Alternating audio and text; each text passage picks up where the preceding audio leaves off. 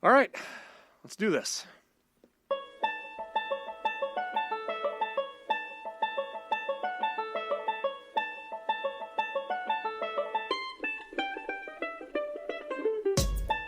From fabulous Las Vegas, Nevada, this is Pod Therapy. Real people, real problems, and real therapists. You can submit your questions anonymously at podtherapy.net or email us at podtherapyguys@gmail.com. Following in the footsteps of his idol Howard Hughes, Jim has now passed the 1-month mark of not stepping outside his house. On today's show, he shares his predictions on the hot new recluse fashion trends of 2021. And now, broadcasting from the churn, that guy is Dr. Jim Jobin. I'm Nick Tangeman. It's time for some pod therapy. Fingernails as long as you can grow them. Hair as long as you can get it. That's what I'm going for. But what I want to know is, how do you mat it up like that? Yeah. That's fascinating. Yeah, thank you. Yeah, hemp. That's how you do it. Oh. Yeah. It's just hemp. That's the trick. A lot of people don't know that. So I am broadcasting from home because, pandemic. But we make it work. I think it's just one more thing in our new reality. Lots of people are zooming into their healthcare appointments. I'm zooming into pod therapy. We're making it all work. But here we are. When was the last time you showered? Oh, yeah. I have it on the calendar. I usually save those. So yeah. It's coming around again. It's on a lunar cycle. Right. Yeah. So I try to line that up with where the phase of the moon is when we're at apogee. That's whenever I usually jump in. Jim does seem more pale than he usually does. Yeah. Thank you. A little bit. Yeah. Thank you. And I'm going to do a quick shout out. Nick, love the sweater. That's some happening threads there. Where'd you get that fine piece of merchandise? This is from the Pod Therapy store. Bait and tackle. Jacob's got his mug over there, his Pod Therapy mug. I am actually, I believe, the store's #1 merchant. I think I've... Customer. You mean buyer. Buyer. Yeah. Yes, buyer. Yes, I should say buyer. Sorry. Yes, I have, and I said this on the Patreon version of the show, but I want to get this out there for everybody. I've been getting a lot of samples just because it's really hard to know how the product is going to turn out in the end. And so if you've purchased something from the store and you have any kind of constructive feedback on, hey, Nick, love the shirt, always start off that way. That should be your salutation. But if you have any feedback, like, hey, it'd be great if the logo was a little smaller or moved one direction or the other or something like that, that's actually very useful feedback because I don't have an idea yet. I can't sample everything on the store. Oh, you'll try. We would be bankrupt. We would absolutely be bankrupt. I've had to give stuff away at this point because, like my coffee mug, like Jacob's coffee mug, for instance. Jim, you do have a T-shirt coming your way and a coffee mug. Ooh, swag. So, yeah. Go to podtherapy.net. Go to the store. Speaking of that, you have something for us, don't you, Jacob? Oh yeah. Oh, Jacob has a package for us. Hold on, turn on the music before you stand up and unbutton your pants. He is reaching for it. Oh, that's a big box. Yeah, it is. It's ticking. Is it supposed to be ticking? If it is, it's been ticking for quite a while now. Okay, so they've timed it really well. Whoever sent this. Very impressive engineering. This is from Rob. From Rob? Ooh. Yeah. Rob in New Jersey. Rob in New Jersey. Joyzy, I believe is how that's pronounced. Joyzy. Right. Yes. It's got an O and an I in there. Hi, Nick and Jim. I bought these items for both of you 3 Christmases ago. I might have a problem with procrastination. Kate made me draft a letter and send these out to you, so I hope you enjoy the gifts. They are from they are for Thera Taco Tuesdays. Wishing you a happy and better 2021. That's it's Robert Barney Jr. man. Oh yeah. Okay. Look inside at the tags. I did that 3 years ago. Hopefully nothing is disintegrated. Thanks, Rob. Okay, he's reaching into the box. He is pulling. Oh, he wrapped them. They are Christmassy. There are 2 wrapped gifts. One tag says "Just pick one," and the other one says "Seriously, they are exactly the same." Okay, hold on, I'm coming over. This is fun. That's so cool. I didn't know that Rob lived in Joyzy. For some reason, I thought he lived in Indiana. Huh. I don't know why I thought that. Oh, that's but I was Rob in convinced he Indiana. did. That's a different guy. Okay. There's a lot of Robs. Okay. There's Rob in Jersey and there's Rob in Indiana. Joyzy. It's pronounced Joyzy. According to The Sopranos, which I've now been watching or rewatching, it is pronounced Joyzy. I am almost through the whole Sopranos now. I had never seen The Sopranos before COVID. I just got started. I've never seen it either. And just saw the first 2 episodes, and it is fantastic. Oh, isn't that beautiful? Okay, what is it? So I opened the card first, and it's got a dollar bill origami folded into a heart. Great. Dibs. Beautiful. Look at Jim thinking he's going to get anything that's in these boxes. Right, exactly. I've made my choice. Got to be in studio for that. I'm missing out on all this cool merch and swag. Yeah. Oh, it's a Tacosaurus Rex. Nice. This awesome. I think this is a taco holder. It is a taco holder. It is a taco holder shaped like a dinosaur. Oh my god. Oh, that is perfect. That's great. I should have risked COVID. That would have been worth it. Yeah. Yeah. Yeah, so I've got Silly one and you. Jacob's got one. So Damn it. Thanks, Rob. This is perfect.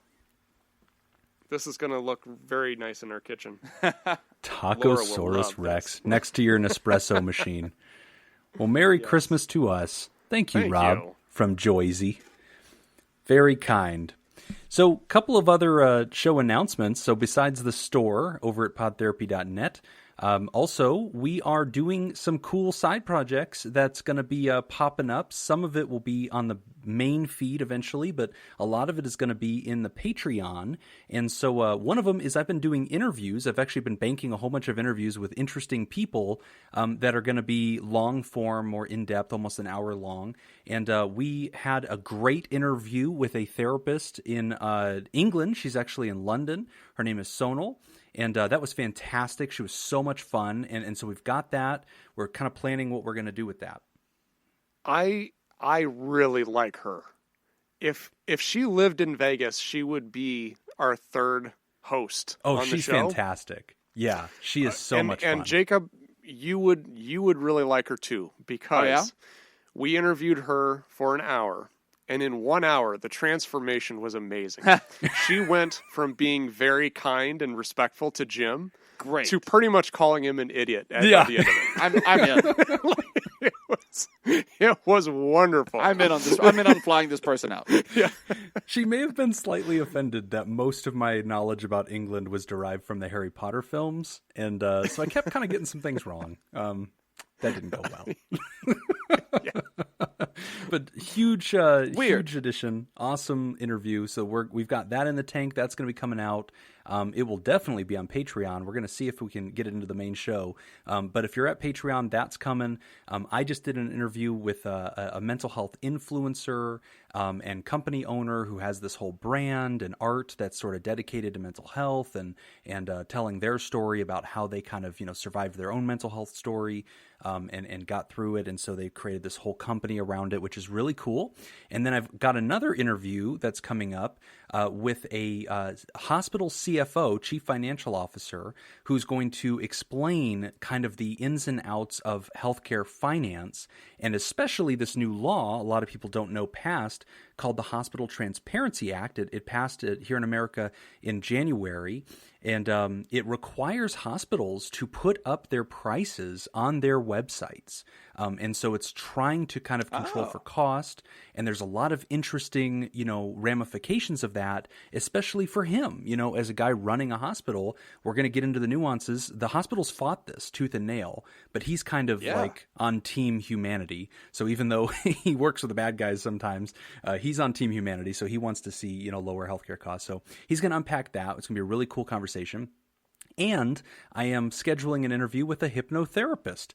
Long ago, we talked about hypnotherapy, and so I found one, and we're scheduling an interview for that. So lots of really cool interviews. Going to be a little mini series of interviews coming up in 2021. It's Anthony Cools. Go to patreon.com/therapy. Awesome.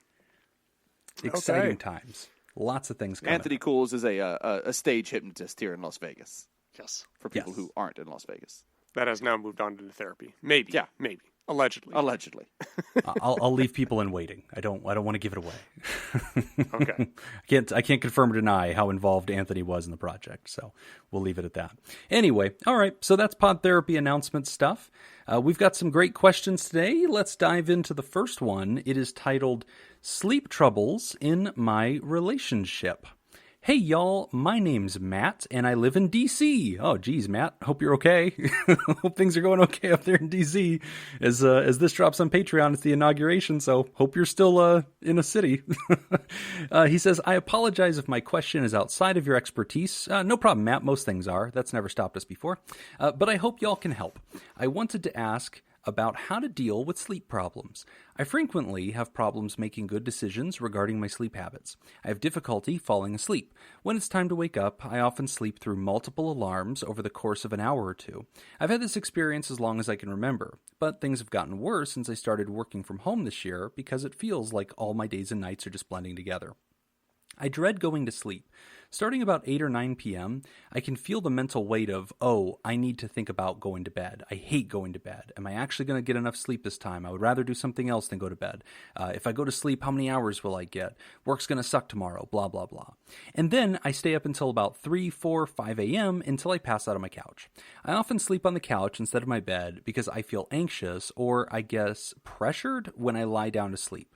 Some weeks, I'll sleep every day of the week on my couch, despite how much it hurts my back and legs every single time, because the idea of doing this is more palatable than going to my better bed. My bedroom is not a place of comfort for me, and my relationship with sleep could generally be better. How can I build better association with sleep and my bed? What are your tips for good sleep habits? Thanks, Matt from DC. So this is don't live in a city where there are just armed insurrections. That would help. Yeah, that'd be a start. I'm gathering that hasn't helped sleeping at all. Yeah. Sleeping through all the explosions has been really difficult. Yeah. So, I mean, the way this started off, I was thinking, yeah, this definitely is outside of our scope of practice. But then it I don't think it is. Yeah. No, it isn't. I think this is in your wheelhouse. Because this is all about what I'm actually kind of hearing Matt talk about is a lot of self-talk that builds up anxiety, not decreases anxiety. So it's almost kind of like he's putting out a narrative that is creating, kind of snowballing this issue out of control.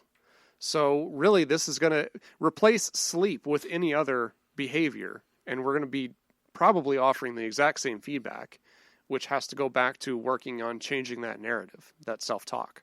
Right. Yeah, I think that the key piece here, Matt, is the anticipation problem, right? So in any kind of anxiousness, and is this anxiety disorder? No, not necessarily, but clearly anxiousness is something that's keeping you awake. And a lot of people relate to this, and I think that we have to appreciate a couple of things. One, whenever your brain is perceiving a threat or perceiving something that it thinks could be bad for it or something it's not looking forward to, your brain doesn't know how to scale how big that threat to you is. And what that means is the brain's going to start doing a little bit of its emergency response system, which is the thing that we experience. A lot of people, it becomes a panic attack, but for a lot of us, it's like adrenaline pouring into our blood and cortisol pouring into our blood, heart rate's increasing, general restlessness. You're not kind of meant to go to sleep in that state. So Nick's absolutely right. When we're hearing yourself talk, when we're hearing the dread, when we're hearing the way you're kind of not necessarily confronting these thoughts with countermeasures and positive self-talk, we're leaving the brain to size this up as a bad. Bed is bad, tomorrow's going to suck, and nothing's going to go right. And those very well have been your experiences, so we're not saying that, you're being silly.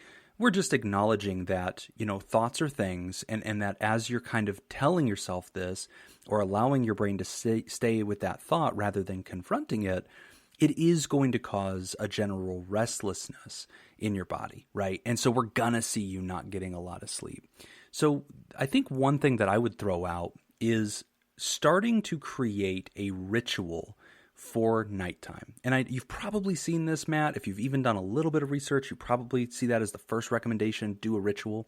But a ritualized kind of sleep method is setting a kind of an end of night series of events that you almost do every single time.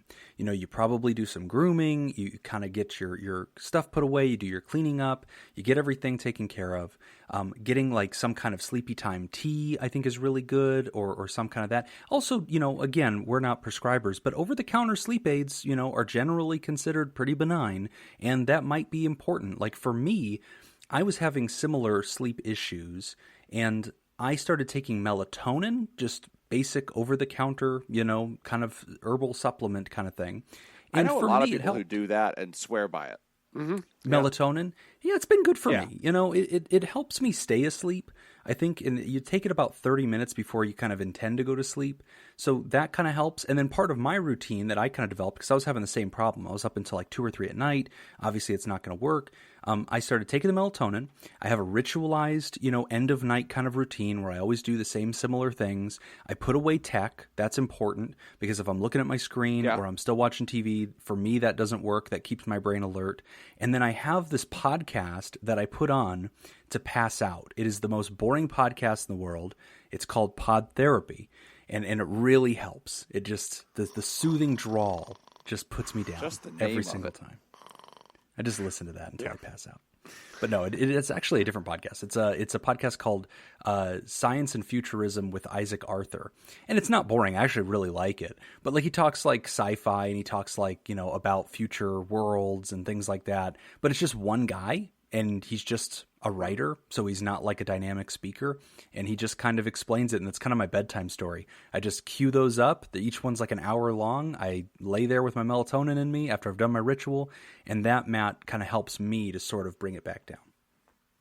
And I think a lot of the ritualistic piece has been lost during the pandemic with a whole bunch of people working from home, and so, you know, I hear about this a lot too in the mornings, how mornings are different because people don't, you know, they're working on their laptop, you know, so they just get up and they just get their laptop out and they don't get dressed, they don't shower, they don't get ready for the day. But all of that has a really important aspect of adding some sort of normal life. Getting up, taking a shower, and putting pants on. Yes. It's huge. That's a big thing. It is. Yeah, it really is. Yeah. I mean, it sounds ridiculous. Today I'm going to put pants on. Yeah. I mean, just getting into that routine again, because it kind of sets your mind, it puts your mind in gear. Like, okay, we're going to work now, so you got to switch over to this gear, and kind of get you motivated and get you focused on things. I was so happy yesterday. We're recording this on Sunday, January 17th, and yesterday there was playoff football on, and I had nothing to do yesterday. I was just like I'm up. I'm kind of puttering around the house. I haven't left the house, not doing anything. And Matt, one of my co-hosts from Ice Cream Social, another podcast, and he texted me, said, "Hey, you want to hang out in a little bit and watch the evening playoff game?"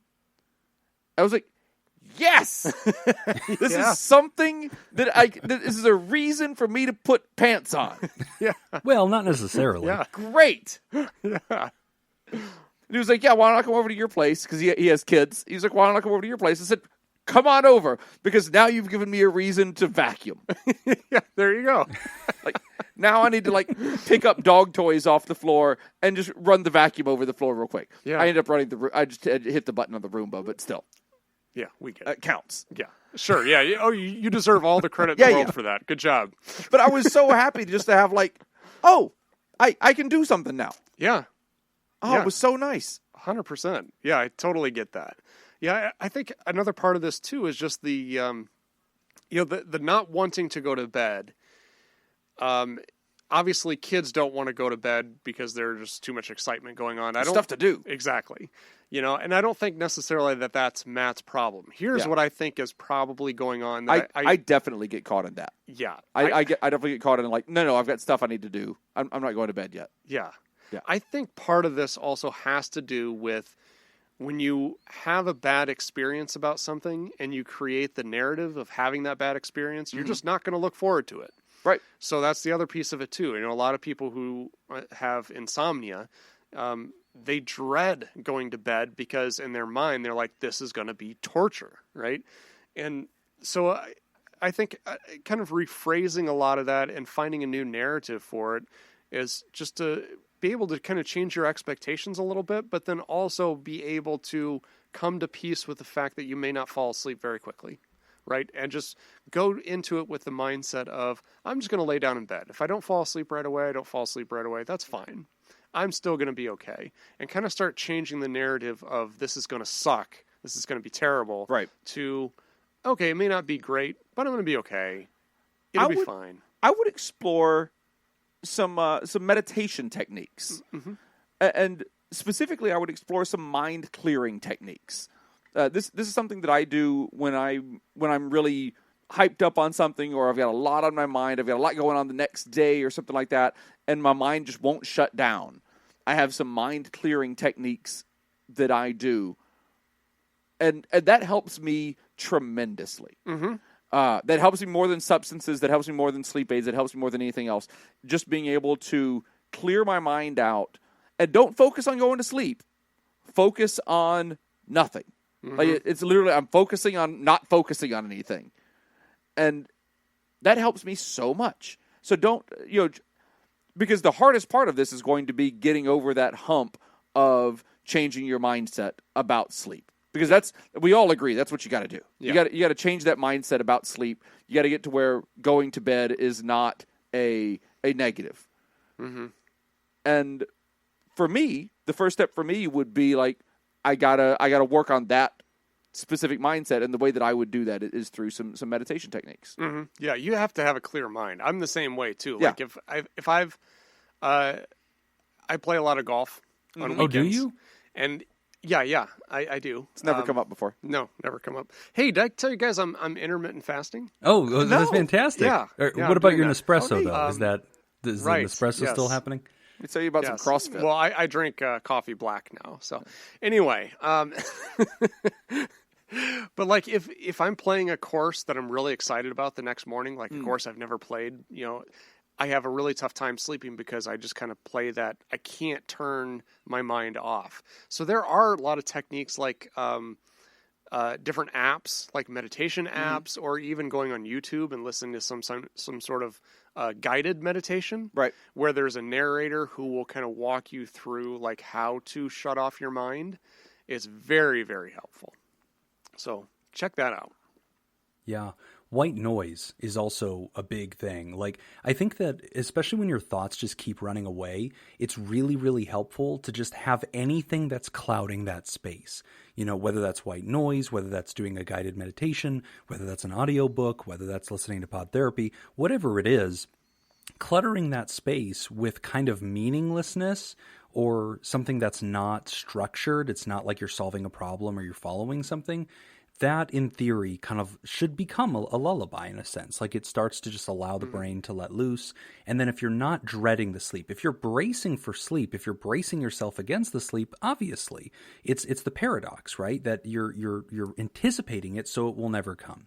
And so there has to sort of be, think about something that's not sleep. That way sleep can just kind of hover back in. Obviously, you didn't tell us much about the structure of your bedroom, but you talked a little bit about like dreading it, like you don't like something about it, the furniture, the being on it. You talk about sleeping on the bed or the couch, something about some anxiety that kind of goes into that because the bedroom's not a safe place. And I find that interesting. I mean, I guess I'd have more questions than answers about that. There's a lot there to discover about what emotions are coming to you and what meaning you're associating with it.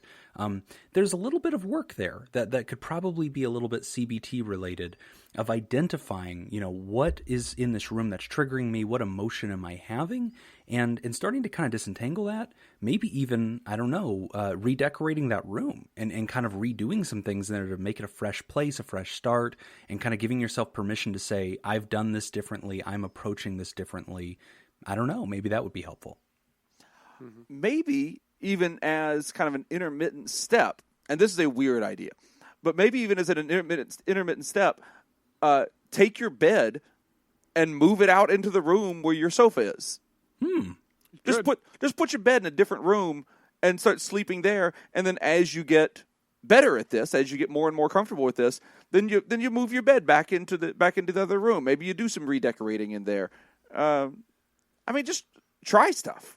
Right? I like that idea. That would be kind of similar to what we would call systematic desensitization. Yeah.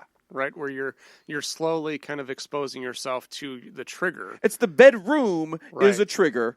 So let me just tackle just the bed. I can move part of this room. Right. I can't move the whole room, but I can move part of this room. So I'm going to tackle just the bed, and I'm going to do it in a room that I'm comfortable in. Right. And so now I'm going to get I'm going to get good at sleeping in this bed in a different space. And so when it's time to put it back in the bedroom, well, now I know I'm good at sleeping in this bed. Mm-hmm.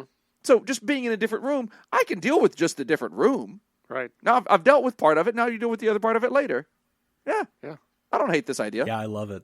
I think it's a good idea, kind of just step by step, just kind of desensitizing. But Matt, a lot of people get this, man. I mean, sleeplessness is one of the most common problems in America right now. And so a lot of people are dealing with it. One last thing I would tell you is if this becomes something that even these light suggestions that we're making just are not getting you there, even though it is outside of our expertise, one thing we can be helpful with as a last word here is to just point you into the direction that you should consider, which is getting a sleep study done. A lot of people don't know that, but if you actually just go to your primary care provider and tell them what's happening, they can refer you to getting a sleep study. Sometimes those are done on site. Sometimes it's something you do at home wearing some sensors, but essentially they monitor your vitals and kind of make recommendations based on what they're noticing in your body and how your sleep kind of comes. They might prescribe medicine. They might prescribe some breathing, support like a CPAP if they think that's part of the problem. So there are solutions, but it's called getting a sleep study. And you usually go to your primary care provider, and that's how you find it. So good question, man. Thanks for writing in. And we're rooting for you out there in DC. And all jokes aside, when this comes out, it's going to be Inauguration Day. So, hey, man, stay safe. It's a crazy world out there. But anyway, all right. We are going to take a quick break. And when we come back, we are going to talk about imposter syndrome. You're listening to Pod Therapy. Today's episode is brought to you by Smitty Scoop, Jake Schneider, Carolyn Albert, and Reverend Scoop Kevin. Would you like to sponsor a show? Become a Theraproducer at patreon.com/therapy. Our first question in honor of our Theraproducers is Alex Trebek themed.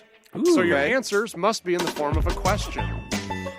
After being expelled from a boarding school, his parents sent him to a military school where he almost immediately dropped out because he refused to do what? This is about Alex Trebek. He refused to do what, which got him kicked out of a military school. If you would like to join the Theraproducers and make the show possible, go to patreon.com/therapy and sign up. Again, that's patreon.com/therapy. What do you think, Jeb? What is shoot the dog companion assigned to him on day one? Oh, nailed it. I've seen this movie. I was going a whole different direction. Kingsman. Yeah. Just for fun, let's see what Jacob had to say. Communal showers. Refuse to take communal showers. Oh, no. Both of you are wrong. Also had to be in the form of a question, Jacob. I don't know if you missed that part. So it wouldn't have counted. I ignored it. Oh, you ignored it. Okay. You didn't miss it. I, like Alex Trebek, would not have done well in military school. Well, because I ignore instructions that I don't deem worthy of my attention. This is actually really good because he would have had a very similar issue that you would have had if you went into military school. Cut his hair. What is cut his hair? Yes. Oh. Yes. Yep. Cut his hair. He refused to cut his hair. I got it on the second try. Jim off the rebound. Bam! A second try with a pretty big lead in. Yeah. Listen, man. Even as you were giving that hint, I still was not going in that direction at all. I was like, I don't know. Make your bed. I don't know. All right. Imposter syndrome. Hey there, I want to be a therapist one day. I currently have my bachelor's in child psychology and plan to go to grad school for counseling. I grew up experiencing mental illness, specifically borderline personality disorder, and suicide attempts. I've gone to years of therapy and have felt stable for 4+ years with no abnormal highs or lows. My question: how do I know that I'm ready to be a therapist? At what point can I feel confident that I've worked on myself enough to help others? I go back and forth from feeling like an imposter and feeling like my experience will maybe even allow me to be more helpful. Thank you. Your podcast is amazing, Anonymous. Thank you. Appreciate the feedback.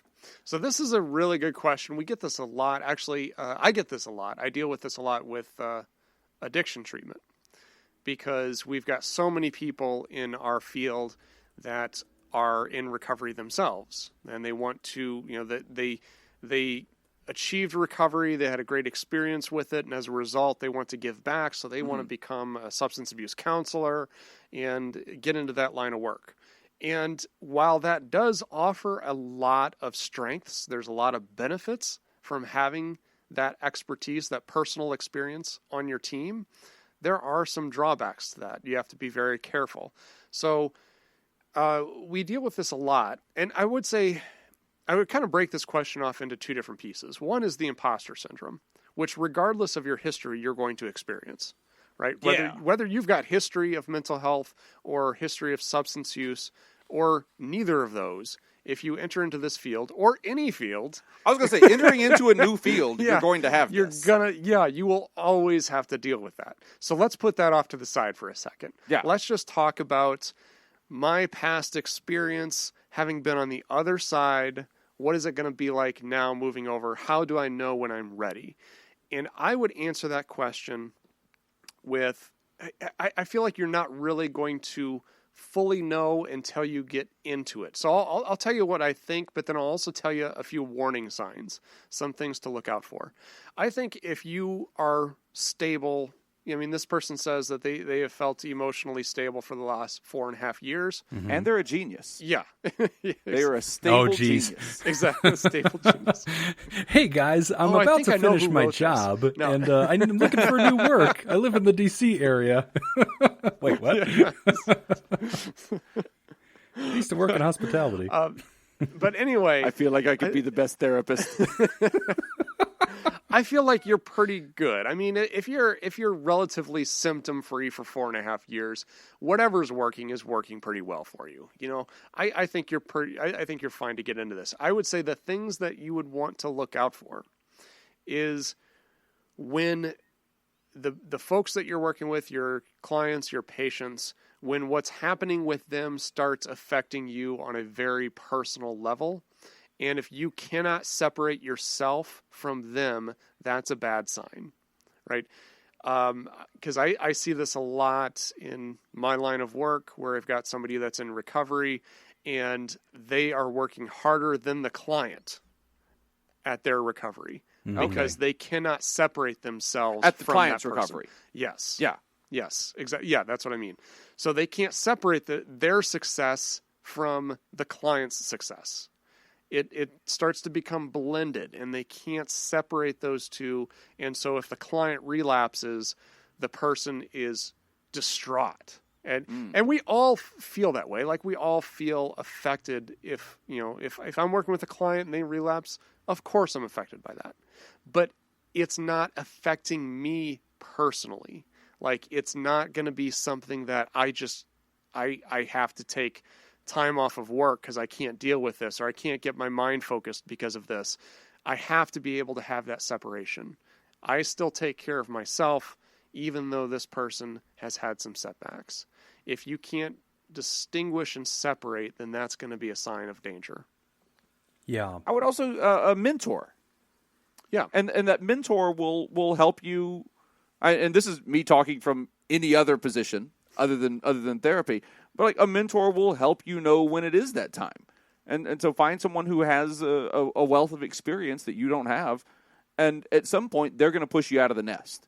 Right. And that's actually a good point, because that's going to happen anyway, right? Yeah. Because if you're going to become a therapist, you're going to have to go through an internship or a field placement or a practicum study. There's going to be a residency or something that you are not going to be just unsupervised.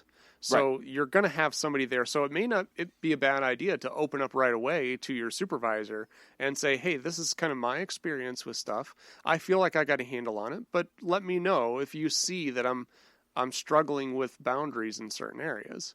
Yeah. You could do it that way too. As far as the imposter syndrome goes, I mean, I've worked on Broadway. I've worked Broadway tours. I've worked for the biggest rock bands in the world and musicians that everybody has heard of and just thinks of as household names. I spent years and years just terrified that someone was going to walk in at some point and go like, "What the fuck is Jacob doing here? No, get out! What are you don't know any of this. Get out!" Like that is common. Yeah, that is 100%. very common. Yes. So don't sweat that part, right? Because like you're just gonna that's just like you don't have the confidence yet, but the confidence will come. Yep. And then you'll become a self-righteous asshole like me. Yeah, you fake it till you make it. Yeah. Right. That's it. That's actually what I was going to say that I think is key here. So there's two things that I want to weigh in on that I think are important. I do want to take a second to talk about the diagnosis, right? What is borderline personality disorder? I want to take a second to kind of speak to that because I think it's important. We shouldn't just gloss it. And secondly, speaking to exactly what Jacob just said. What does it mean to feel not ready for this? So first, just for the general audience, the writer tells us, yeah, I have a history of something called borderline personality disorder. So you've heard us on the show talk about lots of different kinds of mental illnesses, right? You've heard us talk about anxiety disorder and depression. We've talked about schizophrenia. We've talked about bipolar disorder. Personality disorders are kind of a different box of what mental illness can be, and they tend to be these things that are not very temporary. They're sort of baked into how this person sort of exists in the world. And so that's why we attach them more to the personality rather than just being this temporary thing. And even though not all mental illnesses are temporary, but we do see them as a little bit more like ever present, like they show up in every piece of the person's life. So one of those personality disorders, borderline, which is what the person's talking about here, is something that we kind of describe as a person having whenever they tend to have really unstable moods and really unstable relationships. It's especially going to be present in people that have had a lot of, difficulty with boundaries in their relationships. So it's like, I love you, I hate you, I need you, I can't live without you, get away from me. It tends to be that. And so whenever a person kind of has this instability of mood, instability in relationships, they tend to have, feelings of worthlessness, insecurity. They tend to be very impulsive. They may have, a lot of impairment when it comes to sort of what they feel like is having normal, healthy relationships with other people. That's what we're talking about when we're describing borderline personality disorder. So a way a person heals from that, as the writer has said, they have made a lot of progress, is identifying where these emotions are coming from, identifying the behaviors that go along with it, and then learning the coping skills and techniques after you can catch the emotion and catch the fraud. How do you sort of choose the better way? So I want to say that because I think it's important to identify what the writer's actually gone through. And the writer also talked about having had suicide attempts. They talked about having a very rough childhood, but 4 years of stability. So I think that's important because a lot of people don't know this. When you are going in to get a licensure as a therapist, you actually do have to do kind of a screening thing where you have what are called attestations. And so you do have to indicate to the board, I'm not currently dealing with substance abuse issues. I'm not currently chemically dependent. I am not currently experiencing mental illness to the extent that it would be disruptive of my work. And there is this understanding in our profession that you do need to disclose that, even though that might feel like, what? How can they ask you that? Like, that's very private. Well, we're healthcare providers, and it's absolutely going to be a part of this. So this is a relevant conversation for this person to have, which is why I don't just want to tell the writer, here's a pep talk. I want to tell them, it's okay for you to feel that way because that is relevant. And on that note, I guess to kind of summarize this cleanly, you can't go into the field as a way to help yourself. Right. Oh, there you go. You have to go into the field as a way to help other people. So if you feel like you're starting to help yourself, then maybe that's when you need to step back. And the other thing that I think is really important here too, and this is something I tell a lot of future therapists, people that are studying, whether they're just finished their bachelor's and getting into the master's, whether they're in their master's right now, whatever the case, I usually try to tell them, if you feel inadequate, if you feel right now that you do not belong in the profession, you don't feel like you could do this, that's because you're right. You are not ready. We haven't trained you yet. None of us was ready. We all felt completely inadequate. We all felt like imposters. We all felt like we were not going to be able to do this well. And we were right. Because there is a training arc. And so you are going to be put through your paces. You are going to learn how to do this. You are going to have to go be a student intern. You are going to pay your dues. You are going to have mentors. You are going to have to go through a pre-licensure internship. You are going to have to pass national examinations. You are going to have to prove that you're able to do this. So if you feel stuck right now, like, gosh, I don't know if I could handle this, I guess I want to encourage you that over the next 3, 4, 5 years of you trying to become a therapist, you will feel increasingly confident as you pass each milestone, as you pass each class, as you get through the degree, as you get through internship, as you pass a national examination. You're going to realize that you're competent and that you're ready for this. And once you've actually sat with patients and you've started, doing good work in their lives, that's the biggest, shot in the arm of all, is you start to realize, okay, I'm able to help people. That doesn't mean I can help everybody everywhere, but I can help some people. And especially coming from that background of being a patient yourself, I think that is a tremendous advantage. I know it is. I think that some of the best therapists in the game have themselves been on the other side of the couch, and they know what it's like to be the patient. It allows you to have tremendous insight into the way you approach this person's needs, the way you approach, what their problems are, thinking the way they do, knowing what it's like to be in their shoes. It is tremendous. And lastly, remember that many people still are dealing with themselves. We have a joke on this show that there's Jim's neurotic bingo, because Jim still has his anxiety issues. Jim still gets You throw that seasonal... word joke around really easily. Yeah. Jim still has seasonal depression. Jim still goes through his stuff, and so like that's okay. You could one day with all that trouble become the 181st best therapist in a medium-sized city. if you just put your mind to it. So I just want you to know it's something we've all been through, Anonymous. It's something everybody can relate to.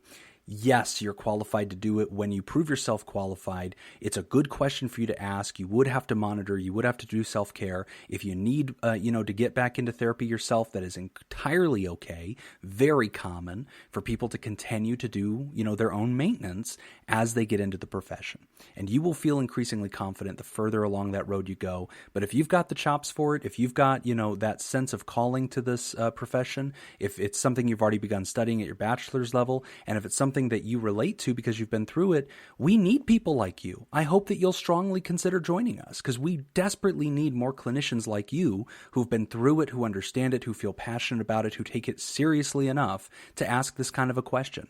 And don't worry about not feeling ready for it. You're not supposed to feel ready for it yet. Our job is to make you ready for it. That's other people's job. Your job is to show up and do what you're told to do, and the rest will come in time.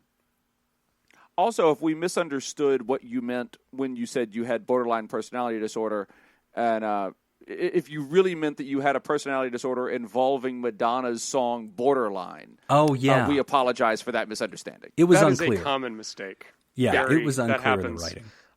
I mean, that's just, you missed the tone in an email and everything. We're not sure. So if that's what you meant, our bad. If I had a nickel for every time that happened. Yeah. It does. Borderline personality disorder. All right. Well, thank you, Ryder. Good question, and we wish you well on your journey. We're going to take another quick break, and when we come back, we're answering a question about whether it's okay to have a male versus female therapist. That's interesting. You're listening to Pod Therapy. Today's episode is brought to you by Smitty Scoop, Jake Schneider, Carolyn Albert, and Reverend Scoop Kevin. Thank you all for supporting. We appreciate it. And if you would like to become a sponsor of the show and become a Theraproducer, go to patreon.com/therapy. Our second question, in honor of our Theraproducers, keeping with our theme of Alex Trebek, is the following. In one of his last TV appearances, only 2 weeks before his death, he appeared in the 2020 NHL Draft to announce the third overall pick for this Canadian NHL team. Who was it? If you'd like to join the Theraproducers and make the show possible, you can go to patreon.com/therapy and sign up. Again, that's patreon.com/therapy. Edmonton. Okay, Ooh, Edmonton? He's going with the Oilers. Okay. I'm going to go with who are the Canucks. I think it's the Canucks. That is offensive. I'm appalled. Yeah, like Jim, Canadians don't get over and over again. It'll be fine. God, with your Canadian slurs. Yeah. No, it's neither the Vancouver Canucks or the Edmonton Oilers. The Maple Leafs. Nope. There's only two other Canadian hockey teams. I'm running left. out of them here.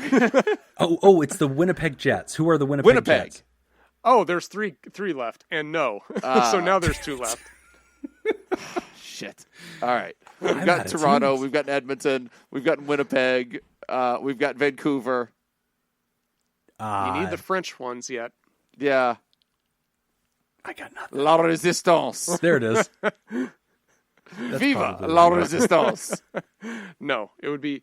It's not the Montreal Canadiens. It's the last one, which is the Ottawa Senators. Oh, the Senators, of course. Damn it. Of course. Of course. That makes all the sense that it would be the Senators. Yes, of course. Because that's the one that he did. Yes. That was my next guess. Viva Alex Trebek. Yeah. All right. Yep. Next letter. Male versus female therapist. This is a really good one. Hey, guys. I'm currently looking for a new therapist since I'm moving to a new state. I've always seen a female therapist, but I have been interested in seeing a male therapist this time. However, I have hesitation because my current difficulties involve a hysterectomy that I got last year when I was 21, and my current battle with endometriosis. I don't want to make a male therapist feel awkward or uncomfortable by constantly talking about my vagina. So, my question is, do you think there are any differences between male and female therapists? Would y'all feel comfortable having a patient that constantly talks about her vagina and reproductive issues? Thanks, Anonymous.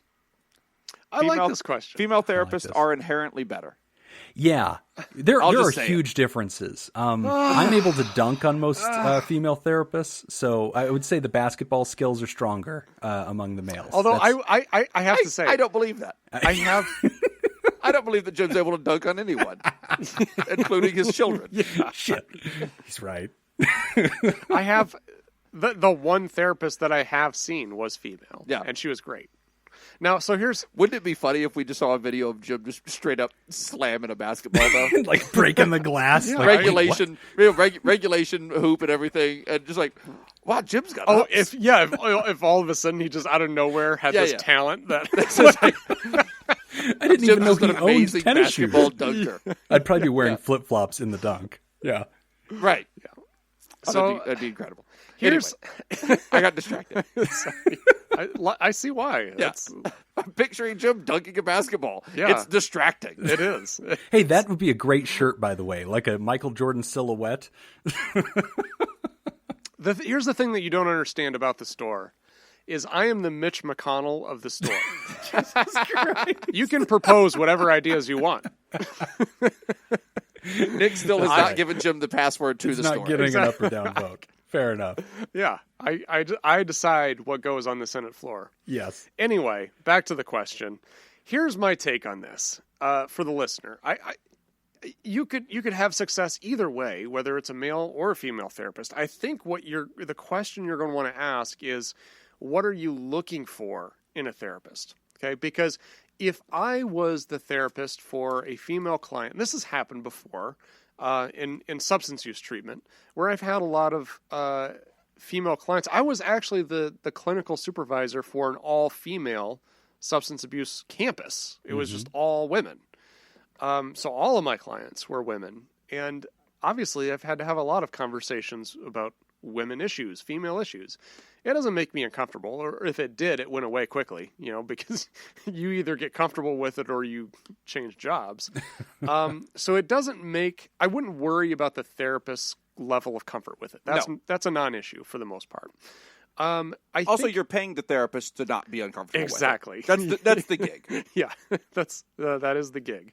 I think ultimately it comes down to what are you looking for? Because if I'm in that situation, I'm not going to focus a whole lot on the specific medical issue, the endometriosis or the hysterectomy, any of that stuff. My way of working with this is coming from a solution-focused brief therapy approach in which my understanding of the problem isn't relevant, because what I'm concerned about is how are you dealing with it? Like, how is this affecting you? I don't need to go through details about the specific procedure. I don't need to be able to say, oh, I went through that as well, or I get it, I understand, because that's not what solution-focused brief therapy is about. It's not about understanding. It's about you've identified a problem, and this problem is weighing you down. It's keeping you stuck. We just need to find a way to move you out from under it. And that's our path forward. That's how we're going to operate. Now, that's not to say that if you want a therapist that does have that understanding, that can relate on a personal level, that's a bad thing. If you want that, then I think the solution is you find a female therapist. If you're not so much interested in that and you just want guidance and help on how to process those emotions, how to deal with it, and how to move forward, male or female, I think you're going to be okay. Yeah. So, couple of pieces of feedback to the writer on this one. Okay, you're 22 years old and you just had a hysterectomy and you have a history of endometriosis.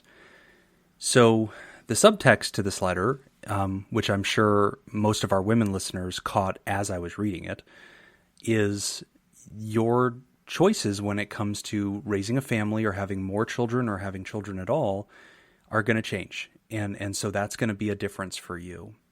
And so I'm really glad that you're willing to talk about that with a therapist. I do think that there's really meaningful work that needs to be done of you exploring the effects of what this means in your life, and understanding your own health as you navigate it still. You probably have a lot of uncertainty. I would imagine this would shake some of your identity. It might affect the way you think about relationships. If you're not currently partnered, it might affect some of the options and some of the partners that are going to, be available in a sense, depending upon what they're looking for in life. So what you're going through is extremely important to deal with a therapist. Having said that, I do think that there could be some nuanced differences between talking to a male versus a female. Some of my female patients have worked with me specifically as a man because they kind of appreciate that there isn't some of the unspoken extra stuff with female culture. And I guess this is difficult, right? Because I'm sure this varies place to place, region to region, group to group. But when you're talking to another woman, you may feel the need to present certain things a certain way or have agreed upon values. Like if you say out loud to a woman who's a mother, you know what, I'm realizing I never wanted kids anyway. Kids are gross, and I have 5 reasons why I hate this idea. And you know what, I'm comfortable with not having kids. Well, that woman, she's going to be a professional. She's going to be trained. She knows what to do. But you may feel a sense of tension in the room because she's got pictures of her kids everywhere, and maybe she identifies first and foremost as a mother. So I guess because this has to do with reproduction and it kind of touches this identity of motherhood that's probably going to be in the room, I could see the argument that maybe you'd feel a little bit more comfortable talking with a male where you don't necessarily feel that that's an issue at all. I don't know that it would be an issue because I believe that, all my female colleagues are extremely qualified and competent and they can handle anything. But I would also understand if you, the patient, might feel like you like some of the, maybe it would be more approachable in that sense to talk to a male and not have any extra subtext in that conversation. I don't know. It would be at your comfort level. And I guess I'm just trying to relate to you, writer. I'm not saying that anybody else would feel this way or that I'm right in my assumptions or interpretations. I'm just trying to relate to the person who's writing this and trying to put my mind in your mind and imagine, okay, what might she be thinking? Why might she be reluctant to talk to a woman? Maybe it's this motherhood subtext. Maybe there's a little bit more of an energy in the room and she wants to sidestep that and just talk to a male. And that might be the case. So anyway, having said all that, no, Nick's right. We as male therapists are very comfortable working with women, as all, male healthcare providers are. Many gynecologists are men. And so even though we don't, firsthand know your experience, I do think that there is an appreciation for it. Having said that, I could also see some advantages of working with women because a woman may, on a more personal level, understand your loss, understand what this means to you, whereas maybe a male therapist doesn't. So, having put all those ideas forward, the last note I want to say on this topic is this. Nick said the most important thing in the answer. You should pick a therapist based on their personality and their competence and training, starting the search by saying, I'm looking for an effective therapist. Picking therapists because they do or do not relate to you and your human story is sometimes okay. I have no problem with that, but I also think it can be a distraction for a lot of folks, and it will prevent them from getting help. Because they'll say, I can't find a therapist that looks like me, or I can't find a therapist that identifies with my human struggle in a personal way. I've had lots of trans patients over the years who have expressed that to me, that they spent a lot of time looking for specifically a trans therapist and then had to realize, okay, that's not the most important part of this. The most important part of this is not whether that person relates to me. There's lots of people who relate to me. The most important part of this is that they are a trained professional and they can get me through what I'm going through. So at the end of the day, I would encourage you, look for competence, look for, a natural connection regardless of gender. And if you feel like you'd be more comfortable talking to a male, there's nothing wrong with that. If you feel like it might be better to talk to a female because you suspect she might relate to some of the unspoken things that you say and maybe a male wouldn't, that's okay too. And so either way, I think we're just glad to hear that you're willing to get therapy for this because you absolutely should. Mm-hmm. Yeah, I would say maybe even just go in and start, make the selection process a little simpler for yourself, and just start going to different therapists and just trying some different therapists out. And if you call an establishment like the number one therapy establishment here in Las Vegas, they have 180 therapists on staff. Oh Jesus, here we go. If the person on the phone says, do you have a preference? Do you have a male or female preference? Not Jim. That's my only preference. Yeah, and that's fair. That's what most of them say. I would say, like, if somebody asks you that question, then just shoot out an answer. Yeah. Whatever word comes to your mind first, shoot out the answer and just start trying it. Just start trying different therapists because you're going to find somebody that you like out there, and that it's just going to happen. It's all going to be okay. It's all going to be fine. Yep. And if you've contacted 180 of them and they just can't get you in, let us know. We've got somebody we can refer you to. Yeah. got somebody at the end of the bench. We call him. His motto should be, when all other options have failed. Yeah. Not the last therapist on earth, but damn close to it. Thanks, Anonymous. You're tired Thank of you looking for a in. therapist, and I'm bored. Thank you for writing in. Great question. I think a lot of people relate to that. So we are at the end of the show. We've got a quick little reply letter to read. We got a little letter here from Coffee Maple Scoop. Always love hearing from Coffee Maple. And it says, hello, gentlemen. Again, thank you so much for the podcast. You mentioned that you like hearing about these, so here it is. Over the summer, I suggested to my brother-in-law that he may benefit from visiting a therapist. His kid had been in an accident while they were both bike riding. She fell and suffered a moderate concussion, and he was not taking it well. She's better now. I told him that both my wife and I have been seeing different therapists for some time, and it's really helped us.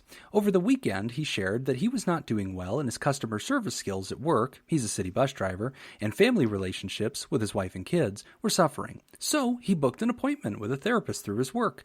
I'd like to think that my wife and I, and vicariously the three of you, had something to do with it. It's been a rough start to 2021, but I thought you guys would enjoy a little bit of sunshine. Cheers, Coffee Maple Scoop. And there's some PSs here. P.S. I'm still trying with the WoW challenge as time permits. To quote Jim, talking about selling 100 copies of his book, I am punting and extending the evaluation date, and I will try again.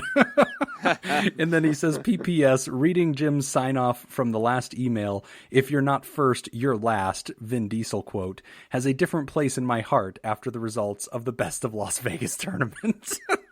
Thanks, Coffee Maple. If you're not first, you're last is Talladega Nights. I believe so. Will Ferrell. Yeah. Feels right. I think Vin Diesel's was winning is winning by an inch or a mile. Yeah. Okay. Oh, all right. Great literature. Anyway. I'm not up to date, up to speed on my Vin Diesel quotes. It is rare that I quote Vin Diesel. Other than I am Groot. All right, we have some Patreons to thank. We want to thank all the folks who support us at patreon.com/therapy. We got some new theropods in the bunch. We want to thank Take It Evie Podcast for joining us. We want to thank Stacy Coleman for upping it to the theropod level. And we want to thank Scott Ashlock for joining us with the theropods. And we especially want to thank our bosses, the Saccharin 16, the mysterious and shrouded Illuminati members of our fan club, the Theraproducers. Thank you, Smitty Scoop, Jake Schneider, Robert Brownie, Junior Mint, Kayla Lansbury, Ellie O'Dare, Judy Schneider, Nathan's Hot Dog Scoop, Dr. Ben Don, Crazy Manana Scoop, Mason Miller, Scott Jameson, Carolyn Albert, Leon Kassab, Dan Martin, Reverend Scoop Kevin, Malaya, and Scott Brady. If you'd like to hear this episode uncut and unedited, enjoy our side projects, exactly, like the interviews and everything else that we're doing in the background, you can go to patreon.com/therapy, and thank you for supporting mental health. That's all the time that we've got for this week's session. We want to thank our landlords, the Ice Cream Social Podcast, and thanks to those of you who contributed to our show today. We really appreciate it. Remember, pod therapy isn't something you should keep all to yourself. Share this episode with someone who needs it by opening the episode description in your podcast app and copying and pasting the link provided into your social media. Don't forget, you can find us at facebook.com/podtherapy, on Twitter at PodTherapyGuys, and at patreon.com/therapy. Do you want to submit a question to the show? Ask anonymously at podtherapy.net or email us at podtherapyguys@gmail.com. I'm Nick Tangeman. I'm Jim Jobin. Thanks, and we'll see you for your appointment next week. I am Groot. I am Groot! Maybe the most Vin Diesel that has to be the Groot. most quotable line that Vin Diesel has ever had, right? I think it's got to be, yeah. Yeah. I can't think of another Vin Diesel quote. I didn't know Vin Diesel was Groot. It's not if you're not first, you're last. Didn't he say, wasn't it Vin Diesel who said the true measure of a man is not where he stands in moments of comfort, but where he stands in times of chaos and controversy? Yeah, that was Vin. That was either Vin Diesel or Churchill. Yeah. I think it was also Diesel who said, give me liberty or give me death. I think that was him. It definitely was. It was Vin. Yeah, I think you're right. It's one of those. The tree of liberty must from time to time be replenished with the blood of patriots. Vin Diesel. Triple X. Actually, that's a good whole line of Pod Therapy shirts. Just Vin Diesel just quotes perfect. attributed to Vin Diesel. I love that. That is a great idea. Oh my God. That's a whole line of